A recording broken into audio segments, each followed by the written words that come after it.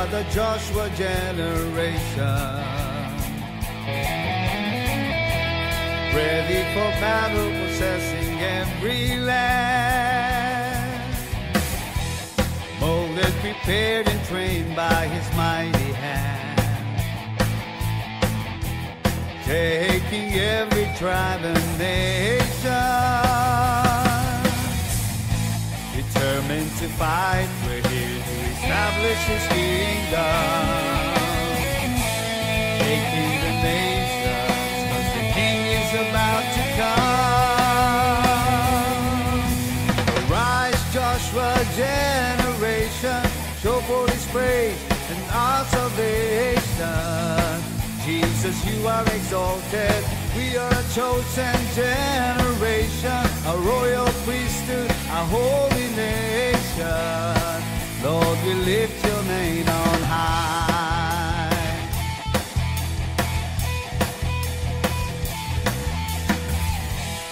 We are the Joshua generation. Joshua generation, Ready for battle, possessing every land. Molded, prepared, and trained by His mighty hand. Joshua generation, Taking every tribe and nation. determined to fight, we're here to establish His kingdom, shaking the nations, 'cause the King is about to come. Arise, Joshua generation, show forth His praise and our salvation. Jesus, you are exalted, we are a chosen generation, a royal priesthood, a holy nation. Lord, we lift your name on high.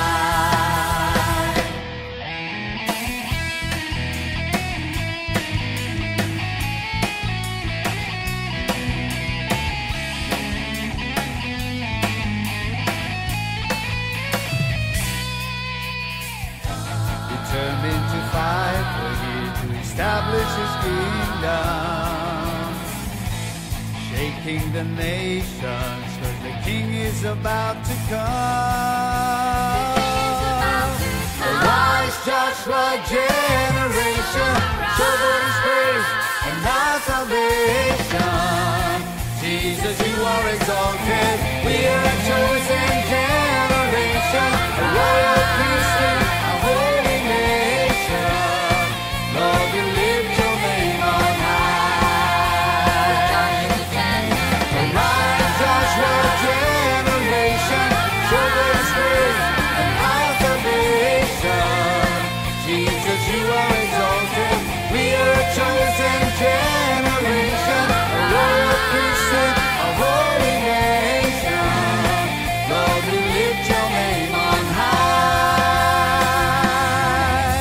Arise, Joshua generation, arise, Joshua generation, arise, Joshua generation.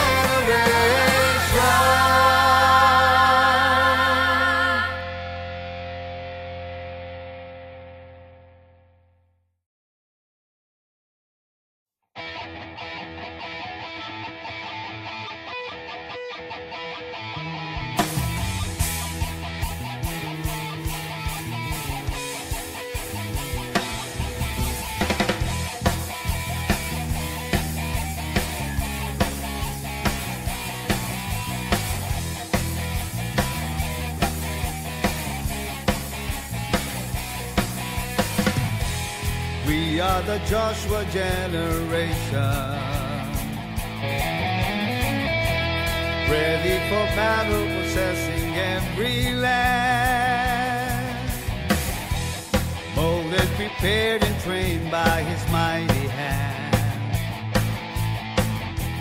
taking every tribe and nation. Determined to fight, we're here to establish His kingdom, taking the nations, 'cause the King is about to come. Arise, Joshua generation, show forth His Jesus, you are exalted. We are a chosen generation, a royal priesthood, a holy nation. Lord, we lift your name on high.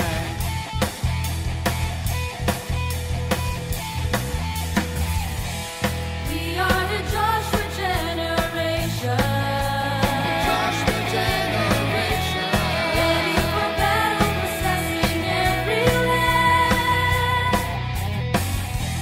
Molded, prepared, and trained by His mighty hand. Joshua generation, Taking every tribe and nation.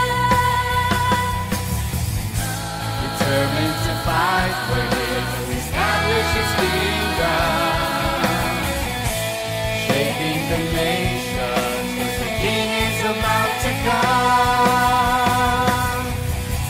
Arise, Joshua generation, show forth His praise and our salvation. Jesus, you are exalted. We are a chosen generation, a royal priesthood, a holy nation. Lord, we lift your name on high.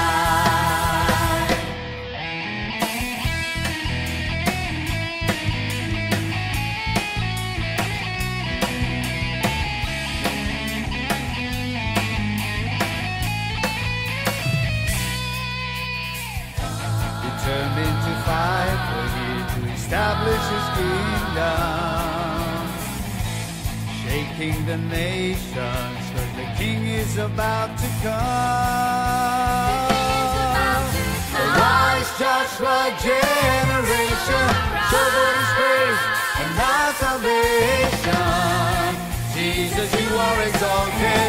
We are a chosen generation, a royal priesthood, a holy nation. Lord, we lift your name on high.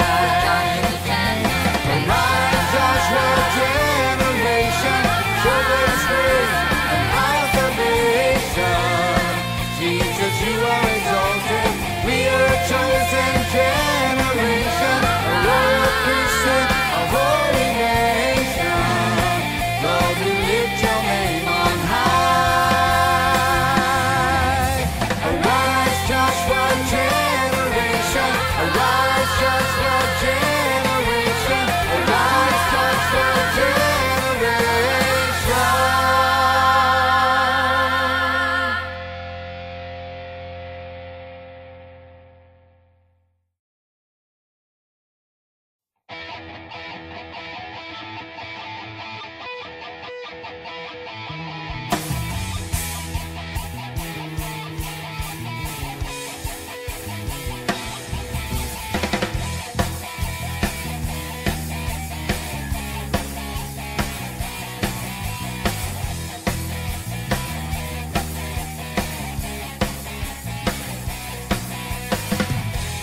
We are the Joshua generation, ready for battle, possessing every land. Molded, prepared, and trained by His mighty hand, taking every tribe and nation. Determined to fight, we're here to establish His kingdom, shaking the nations, 'cause the King is about to come. Arise, Joshua generation, show forth His praise and our salvation. Jesus, you are exalted.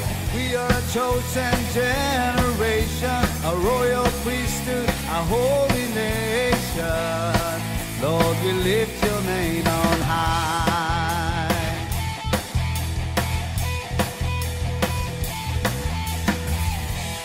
We are the Joshua generation.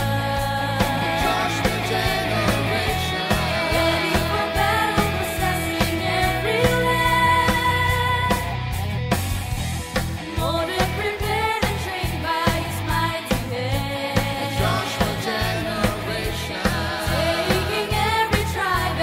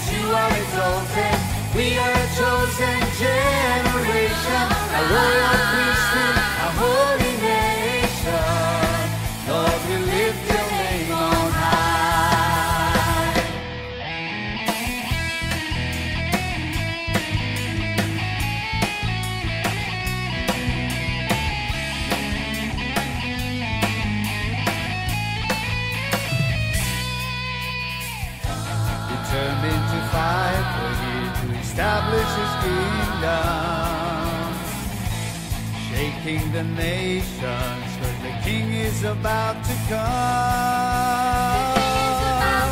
Arise, Joshua generation, show forth His praise and our salvation. Jesus, you are exalted. We are a chosen generation, a royal priesthood, a holy nation. Lord, we lift your name on high. Arise, Joshua generation, show forth His praise and our salvation. Jesus, you are exalted. We are a chosen generation, a royal priesthood, a holy nation. Lord, we lift your name on high. Arise, Joshua generation. Arise, Joshua generation. Arise, Joshua generation.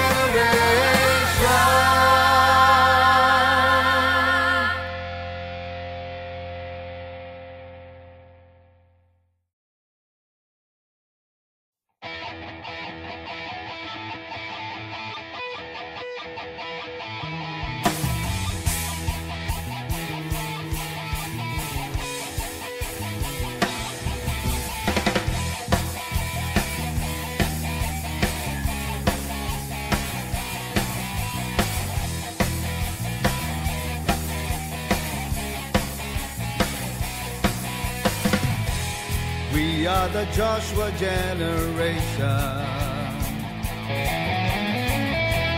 ready for battle, possessing every land, molded, prepared, and trained by His mighty hand,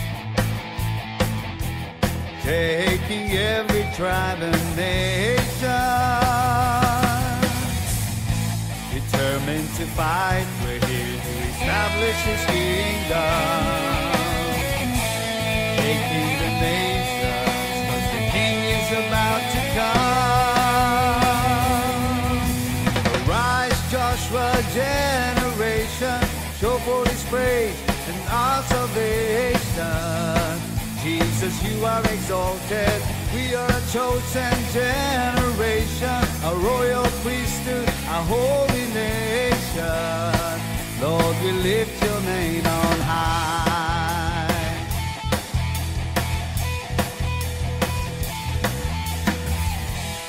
We are the Joshua generation. Joshua generation, Ready for battle, possessing every land. Molded, prepared, and trained by His mighty hand. Joshua generation, Taking every tribe and nation. determined to fight. We're here to establish His kingdom, shaking the nations, 'cause the King is about to come.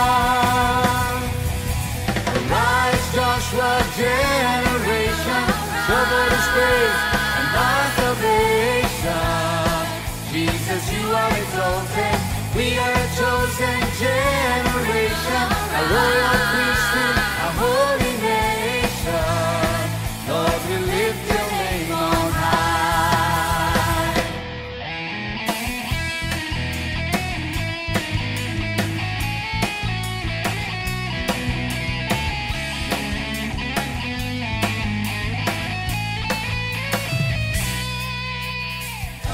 Determined to fight, we're here to establish His kingdom, shaking the nations, 'cause the King is about to come.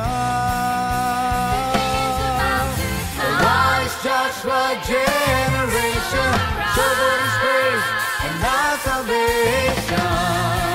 Jesus, you are exalted. We are a chosen generation, a royal priesthood, a holy nation. Lord, we lift your name on high. Arise, Joshua generation, show forth His praise and our salvation. Jesus, you are exalted. We are a chosen generation, a royal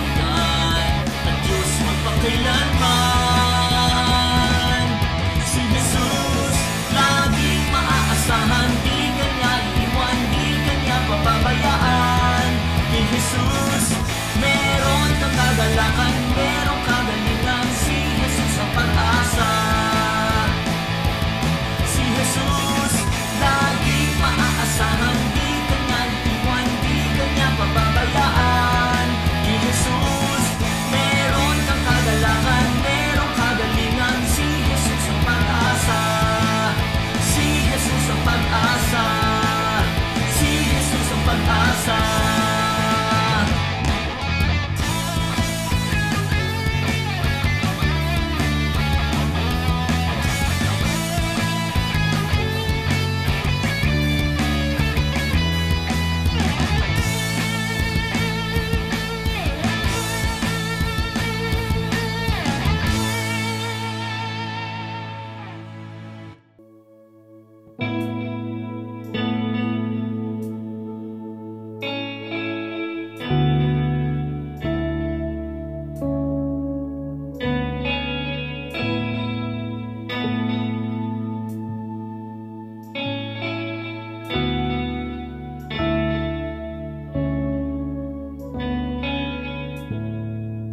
Panginoon, ang nais ko, kagandahan mo ay pagmasdan, ang pag-ibig mo sa'kin tugon.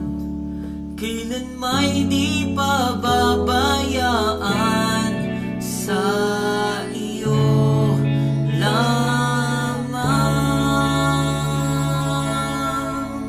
matatagpuan, sa iyo lamang.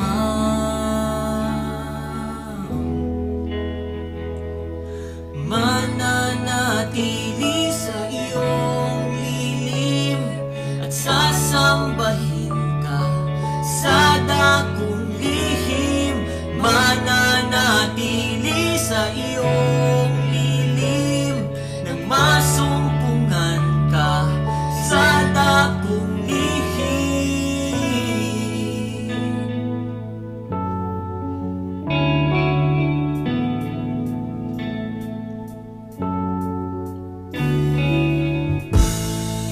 Panginoon, ang ngalan mo ay kalinga at sandigan ko, di magbabago. Pangako mo, salita mo'y panghahawakan, sa iyo lamang matatagpuan, sa iyo lamang.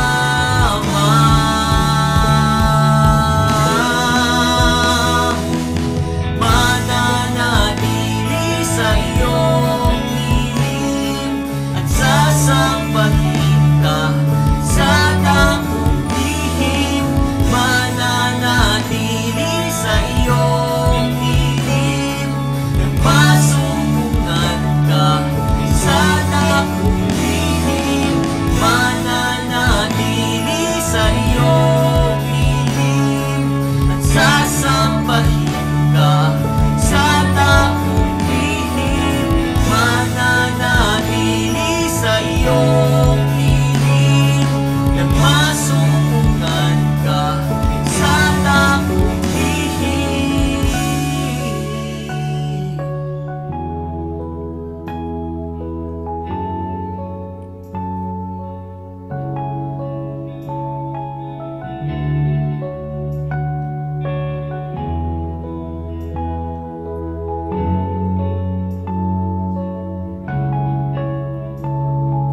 Ang papuri ko'y tanging sa'yo lamang iniaalay. O Panginoon, ang puso ko'y sa'yo magpakailanman. Ang papuri ko'y tanging sa'yo lamang iniaalay. Panginoon, ang puso ko'y sa'yo magpakailanman.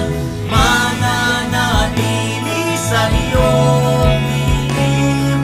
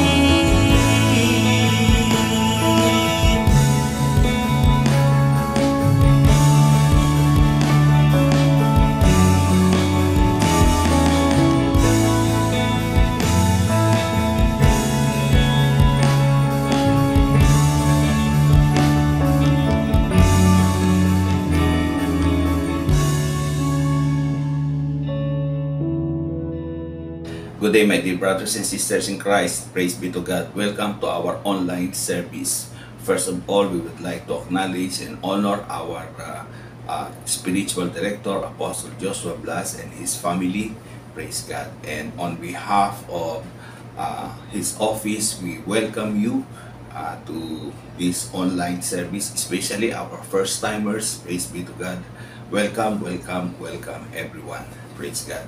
So for this month of July 2024, our theme is all about transforming the nation. Ang pagbabago ng ating bayan. Paano ba natin gagawin ito? Okay? And I'm going to look at the Bible from the biblical perspective. How can we transform our nation?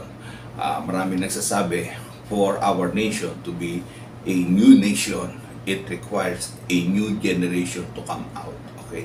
Or to succeed.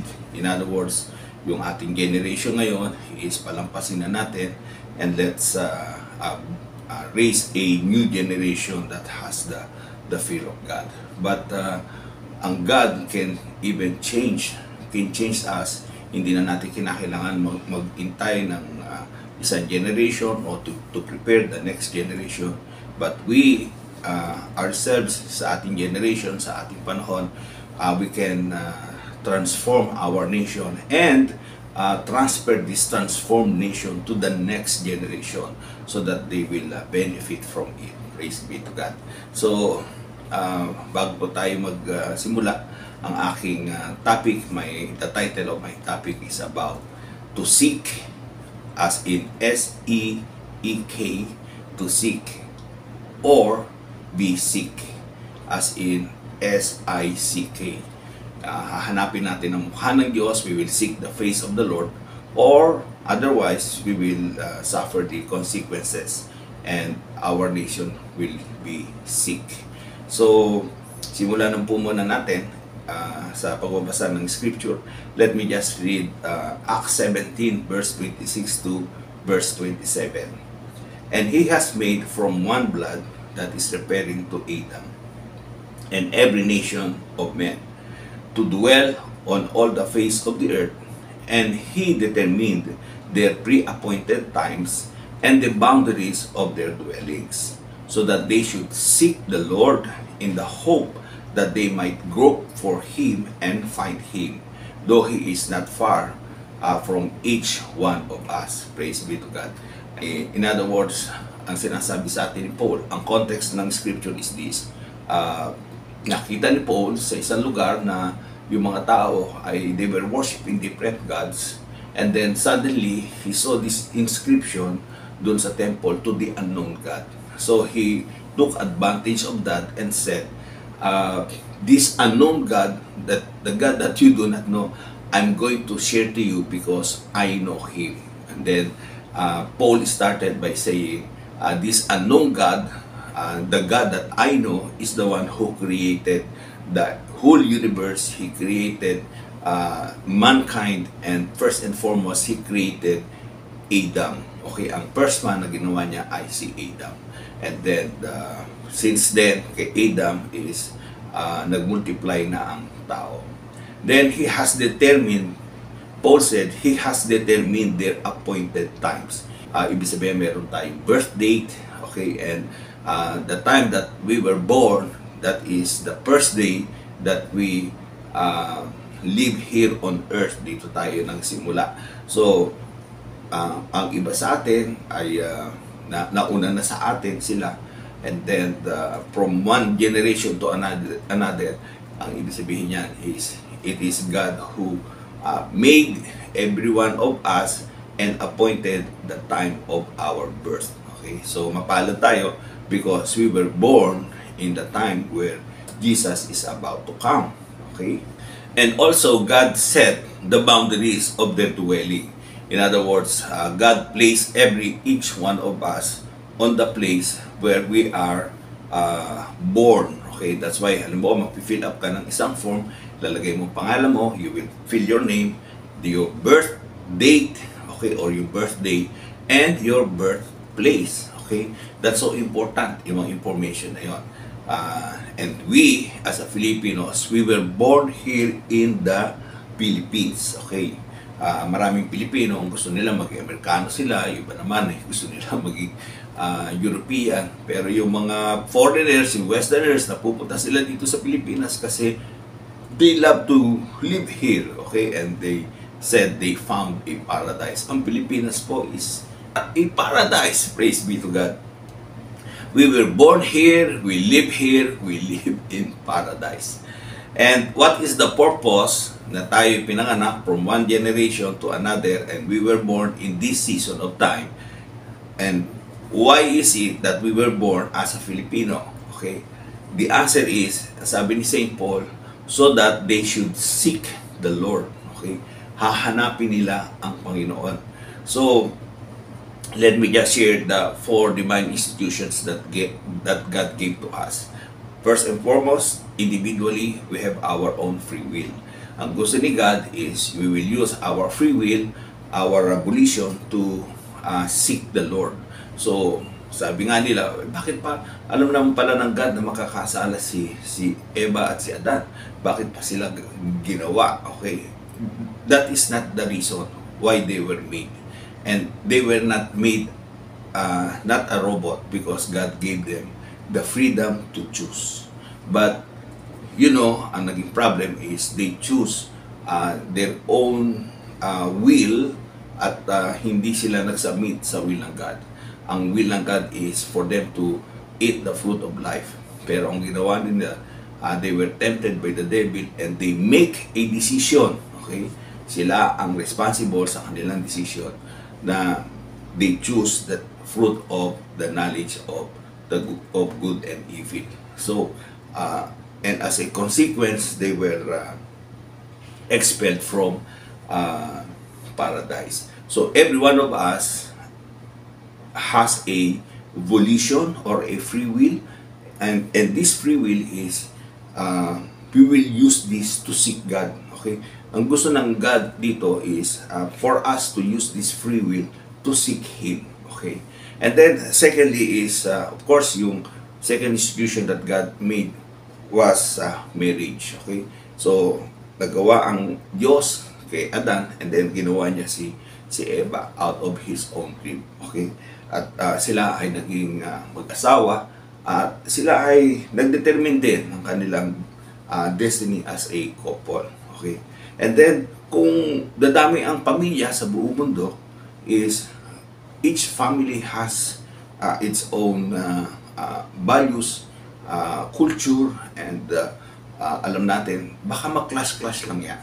So, in a community, there must be a general values that or tradition or a custom that must be observed by everyone. Okay?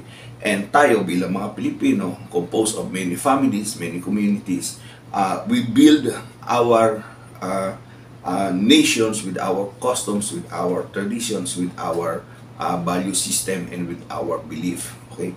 So, lahat yan ay ginawa ng God. And ang design ng Panginoon is every nation will live independently from each other so that everyone, every single person, every single citizen, every family, every community, and even the whole nation will seek God. Okay, hahanapin ang Panginoon. And we thank God because dito sa Pilipinas, we have a freedom to seek God, and we have the freedom to speak the Word of God. We have the freedom to offer to everyone the cross of Jesus Christ. Okay? And hindi gusto ng God, hindi dinisign ng God na magkaroon ng international control. Okay? And you know, doon sa book of Genesis chapter 10, we read about Nimrod. And sabi ni Lord, go and multiply, replenish the earth. Okay? Have dominion. Diba? Ang gusto ng God is the whole earth. Okay? As long as there is a land to be conquered, pumunta kayo dyan at mabuhay kayo. So, ang ginawa ni Nimrod, ang sabi niya, let's not scatter ourselves, let's stay here.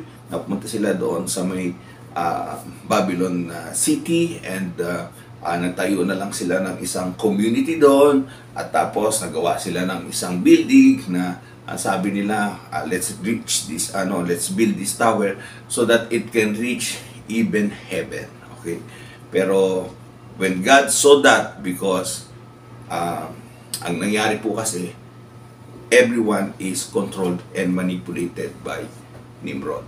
Number 2, everyone is no longer seeking God. Number 3, Nimrod became their God. Si Nimrod na ang kanilang sinasamba. Si Nimrod na ang kanilang God. Nakalimutan na nila na hanapin ng Diyos because of the fear of Nimrod. So, anong ginawa ng God? Ang ginawa ng God is, and scatter by changing languages at nagkaroon ng iba-ibang lingwahe at hindi nakaintindihan doon sa Babylon, and then nag-spread out na. So that's why we are here in Philippines at ang ating language is Filipino at ang meron tayong different dialect in sa bawat island, sa bawat places, sa bawat municipalities and provinces, meron tayong kanya-kanyang dialect. Okay? So, ang tinuturo sa atin dito is this. Ito ang ating identity. This is our culture. And dahil dito, every one of us has a chance to seek the Lord. Amen. Praise be to God. Now, ang sabi ng Bible is this. Bigyan ko kayo ng example doon sa 2 Chronicles chapter 26 verse 3 and verse 5. Ito ay walang iba kundi si King Uzziah. When we seek God, bakit ba kinakailangan nating hanapin ng Diyos? So ang intention ng God is kaya tayo kumalat, kaya tayo napunta sa iba't ibang region, ay magkaroon tayo ng opportunity to seek God. Okay? Hahanapin natin ang Panginoon. Kung naalala nyo, yung time nila Daniel, yung si King Nebuchadnezzar is nagawa siya ng statute, at tapos lahat ng tao ay pinagbabow daw niya. Okay? Pero si Shadrach, si Meshach, and si Abednego, hindi sila nag-bow down. Okay? Bakit? Kasi yung mga tao ay controlled by one man. At ang sabi niya, pag hindi kayo nagsumamba, hindi kayo nag-bow down, ang consequence is you will be thrown into the furnace, di ba? Okay, at tapos hinit up 7 times yung furnace na yun, at hinagi sila Shadrach, Meshach, and Abednego. But ang sabi ng Bible, wala daw kahit isang amoy smoke sa kanila, hindi nasunog kahit yung balahibo ng kanilang kamay, okay, o ng braso nila o ng balat nila, kahit yung buhok nila, walang nasunog because God protected them. Okay? And in the future, sa Great Tribulation, ganun din ang gagawin ng Antichrist. Okay?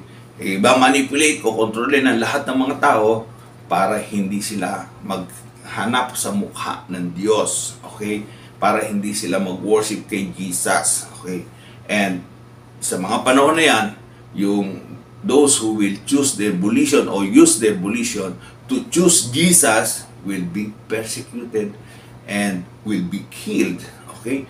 So yun ang isang consequence ng mayroong international manipulation.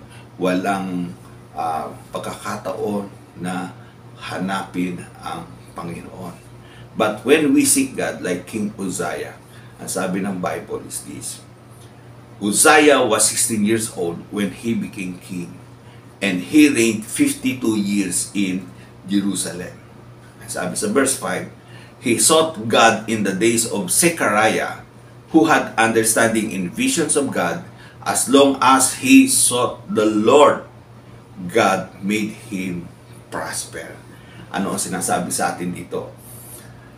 Kung ang bawat isa sa atin will seek God, okay, God will make our nation prosperous and strong.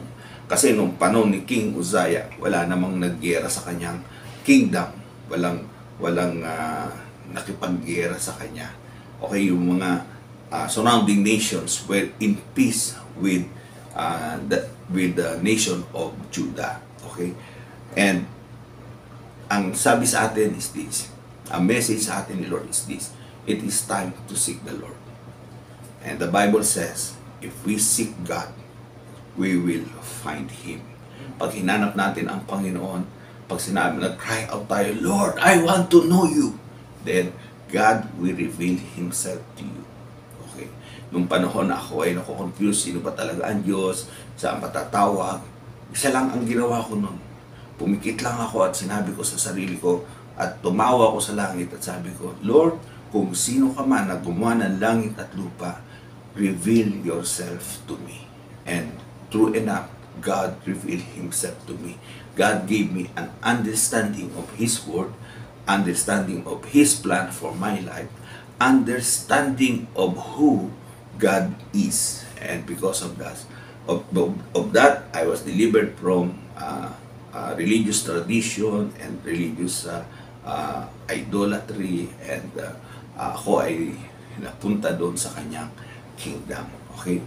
If every one of us will seek the Lord, ang mangyayari sa atin, hindi lang sa personal na buhay natin, hindi lang sa family natin, kundi sa buong bansa. Okay? Our nation will be transformed. So here is the key. Gusto natin matransform ang ating bansa. Gusto natin na ang ating bansa ay wala sa mga threat ng ating mga neighboring countries na baka tayo sakupin, ibuli tayo, or kuhanin yung territory natin. Kung gusto natin na mangyari na we really live under the protection of God, every one of us must seek the Lord. Okay? Now, hindi ko sinasabi 118 million Filipinos must do that. Okay? Ang sinasabi natin ganito.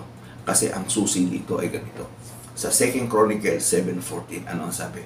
If my people who are called by my name. Sino daw? Those who are called by God. Okay? In other words, hindi siya nagre-refer doon sa 118 million Filipinos. He is just calling every single born-again Christian to seek the face of God. Tayo lang mga born-again. Okay? Natandaan nyo si Abraham. Ang sabi ng angel, sabi ni Lord kay Abraham, Abraham, I'm going to destroy Sodom and Gomorrah. Ano ang sabi ni Abraham? Lord, what if there were 50 righteous men? Are you going to destroy Sodom and Gomorrah? Ano ang sabi ni Lord? Sabi niya, for the sake of the 50, I will not destroy it. For the sake of His people, I will not destroy it. But you see, Abraham could not name these 50 people. Wala kasing 50 eh. And then he bargained again, Lord, what if there were 40? Okay. And then God said, if there were 40, for the sake of the 40, I will not destroy it. And then Abraham could not name the 40 people. Okay. Again, sabi ni Abraham, what if there were 30? And sabi ni Lord, for the sake of the 30, I will not destroy it. Again, walang 30, 20, wala 10 na lang, sabi niya. Lord, last na lang, Lord, sabi ni Abraham. What if there were 10? Okay. Ang problem, the story is, there were no 10 righteous people. There were no 10 identified people, okay, na those who believe in Jesus, those who believe in the Lord. Wala, okay. So everyone is doing their own thing. And that's why Sodom and Gomorrah deserves to be destroyed. Okay. Now, ang sabi ni Lord is this, I'm just looking for my people, for every single born-again Christian to seek me. And tayo as a corporate body of Christ, as a corporate church, okay, let's come together. Okay, that's why it's so important to pray. It's so important na tayo ay napaparticipate doon sa morning prayer natin, sa mga online. Nagpipray tayo sa meron tayong mga tinatawag natin mga altars, sa ating mga cell group, sa ating fellowship. It's so important to be in the fellowship because these are the moment where we seek God. Ito yung panahon na hinahanap natin ng God as a corporate body. Ano sabi ni Lord? If my people. So, The Lord is just waiting for every one of us to seek Him. Ano sabi? If my people who are called by my name shall humble themselves, okay, and pray and seek my face and turn away from their wicked ways, then I will hear from heaven and heal their land. So in other words, the land is sick. In other words, if we don't seek Him, our land will be sick. Magiging pa-downtrend ang ating status. Hindi po tayo magiging prosperous as a nation. Hindi tayo magiging strong as a nation. And thank God for Uzziah because he listened to prophet Zechariah. At nagpa-prophesy si Zechariah, may nakikita siya vision kung anong gagawin. And then Uzziah seek the Lord. Okay. And then, as long as Uzziah is seeking the Lord, the nation of Judah, the southern kingdom, is becoming stronger and prosperous. So, yan ang transformation. Ang susi natin is to seek God. Okay? Kaya, meron tayong choice. To seek or be sick. Diba? Mahanapin natin ang Panginoon o tayo ay maging isang bansa. Ang ating bansa is like a sick man. Okay? So gusto ni Lord na mag-prosper tayo. But the problem with King Uzziah is this. Ang sabi ng Bible, when he was strong, his heart was lifted up. And to his destruction, he transgressed against the Lord, his God, by entering the temple of the Lord to burn incense on the altar of incense. Hindi naman dapat niyang gawin yung priestly function, but he did it. Yung kanyang responsibility na dapat niyang gawin is hanapin lang ang Panginoon. Pero yung to do the priestly work, hindi naman siya priest, inabuse niya yung kanyang authority. And because of that, the Bible said King Uzziah was leper until the day of his death. Okay? So, yun ang problema. Nag-decline siya. So, when we turn away from God, our nation has the tendency to become sick and we decline as a nation. Marami na po tayong opportunity as a nation to become strong, to become prosperous. Marami ng presidente na sa simula ng kanilang pagtakbo sa gobyerno, pagpaayos ng ating bansa is merong recognition na sinasabi ang World Bank, IMF, ang ibang mga nations. And they say that the Philippines is a tiger economy. In other words, pasor na tayo. And then later on, bababa na naman. Okay? Paangat na naman. And then bababa na naman. Okay? Ang problem is this, bakit tayo pa ikot-ikot, okay, na hindi tayo talaga, mayroong continuity, okay, at mayroong transformation ng nation natin. Ang problem is we always fail to seek God. Okay? Let's learn the lesson sa ibang mga bansa. Pero when they make a decision outside the will of God, okay, nagsimula silang mag-decline. Okay? So ano nangyayari? Pati ang economy nila ay bumabaksak. Okay? So that's the reason why we need to change our course. Kaya natin mabago. Even in our generation, we don't have to wait for the next generation to come. Ang kailangan natin is yung ating sarili. Okay? It's time for us to change. At ang pagbabago na to is let's begin seeking God. At ang sabi ng Bible is this: to seek God is not too far. Malapit lang yan. Okay? Para po sa inyo mga first timer, you can seek God. Sabi ko nga dito sa ating mga kapatid sa Iloilo, ang paglapit sa Diyos at ang kaligtasan ay between these two fingers. Okay?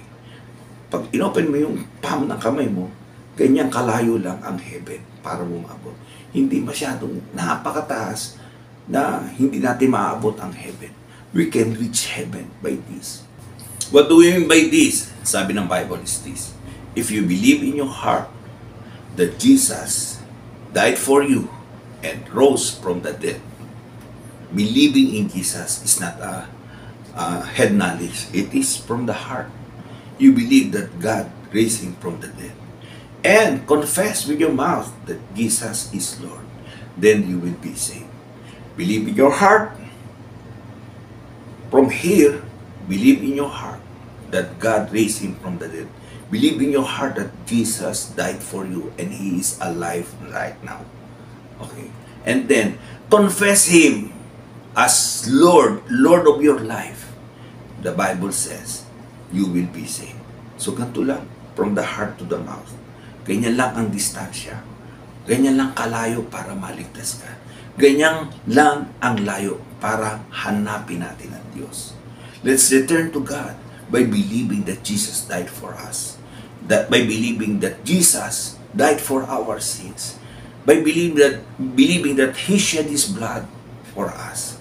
And that by believing that God raised Him from the dead and He is alive. And not just believing from the heart, it requires a public declaration that He is your Lord. We say, Jesus is my Lord. Jesus is my Savior. And God said, you will be saved. Maliligtas ka. So, ang salvation ay ganun lang ang difference. Ganun lang ang distance. And we can begin by returning to God. By saying, Lord, I know I have been forgiven by Jesus. And I repent from all my sins. And I need the blood of Jesus. And I need Jesus as my Lord and Savior. And I confess that He is my Lord. And He is my Savior. Kapag ka po natin ginawa niya, we are now beginning to seek the Lord. So, ang challenge sa atin as a Filipino is this: God placed us in this beautiful land of Philippines.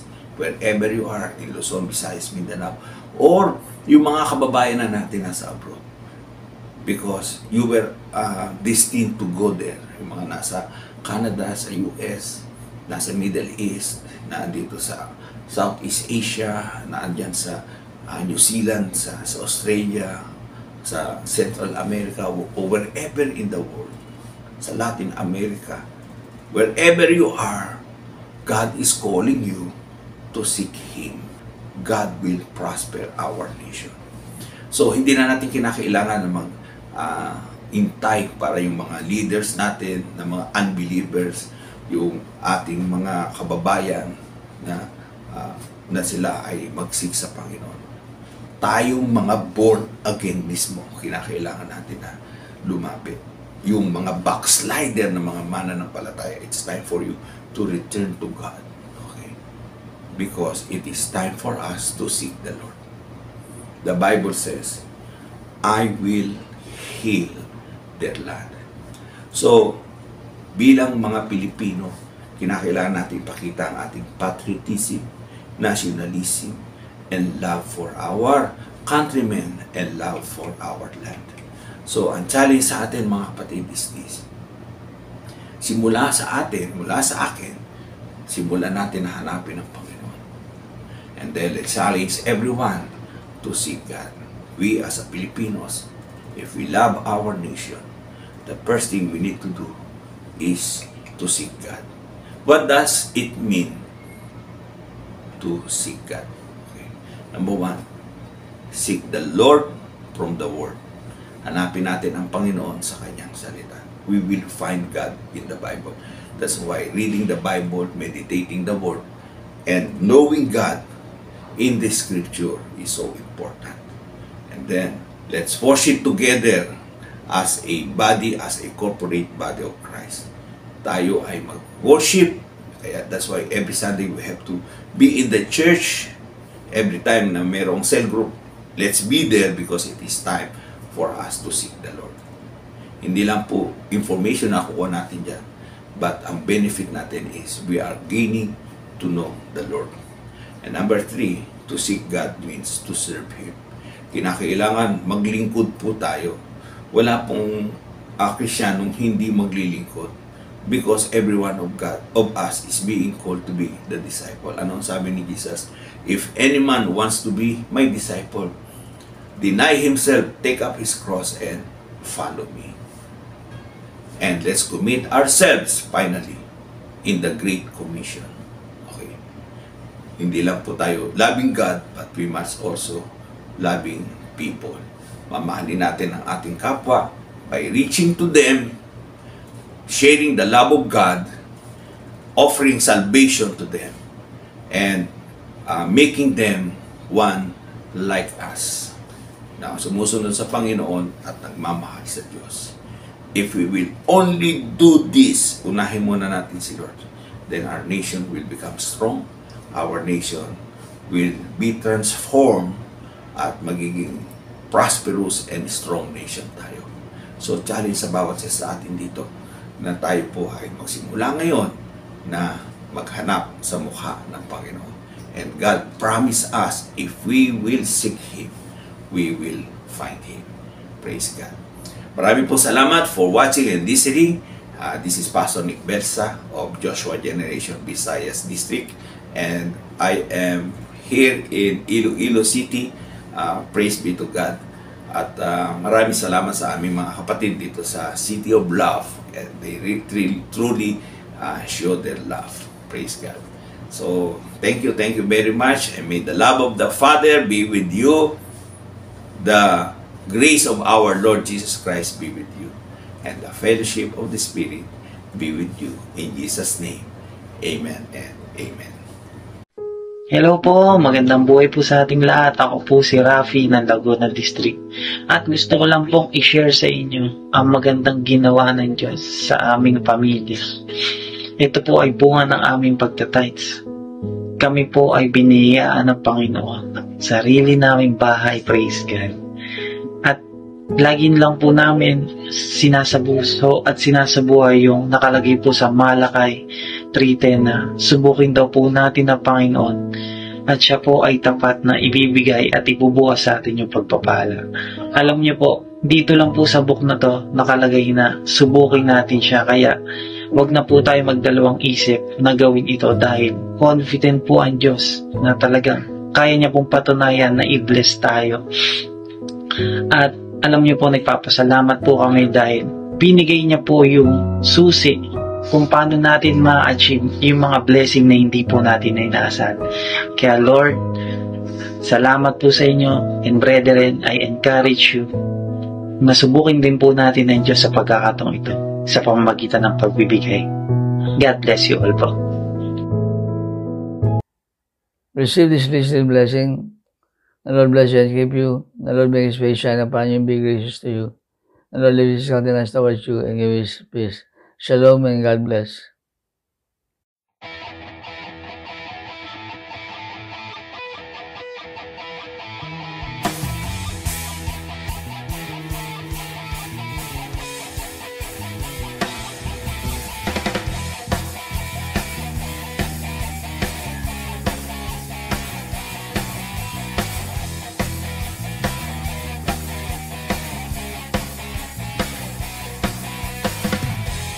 We are the Joshua generation, ready for battle, possessing every land, molded, prepared, and trained by His mighty hand, taking every tribe and nation, determined to fight. We're here to establish His kingdom, taking the nations, 'cause the King is about to come. Arise, Joshua generation, show forth His praise and our salvation. Jesus, you are exalted. We are a chosen generation, a royal priesthood, a holy nation. Lord, we lift your name on high.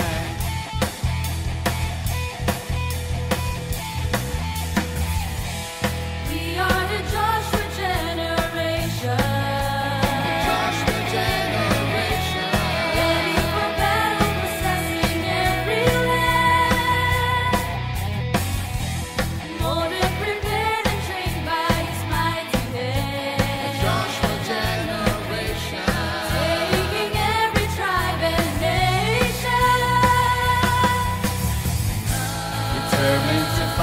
we're here to establish His kingdom. Shaking the nations, 'cause the King is about to come. Arise, Joshua generation, show forth His praise and our salvation. Jesus, you are exalted. We are a chosen generation, a royal priesthood, a holy nation. Lord, we lift your name on high.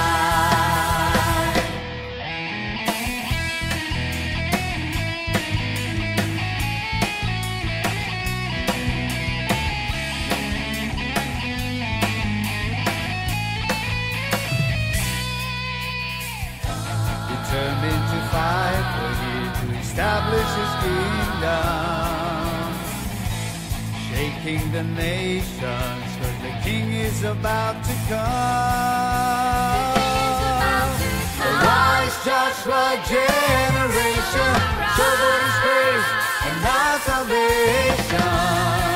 Jesus, you are exalted.